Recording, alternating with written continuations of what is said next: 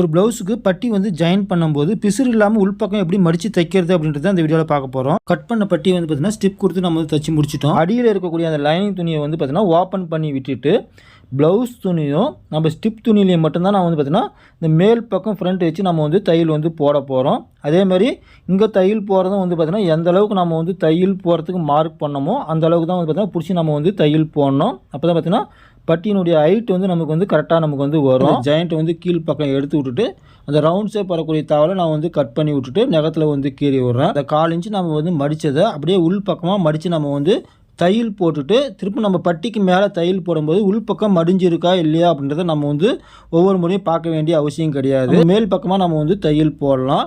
அதே மாதிரி கொஞ்சம் இழுத்து பிடிக்கணும். அடியில் இருக்கக்கூடிய லைனிங் துணி வந்து பார்த்தீங்கன்னா இழுத்து பிடிக்கணும். ஏற்கனவே தையல் போட்டதுனால அந்த ரவுண்ட் ஷேப்பில் வந்து பார்த்தீங்கன்னா லூஸ் விட்டுட்டிங்கன்னா பட்டி வந்து கொஞ்சம் இழுத்த மாதிரி வந்துடும். அதனால் அடியில் இருக்கக்கூடிய பட்டி கொஞ்சம் இழுத்து பிடிச்சி நம்ம வந்து தையல் போடணும்.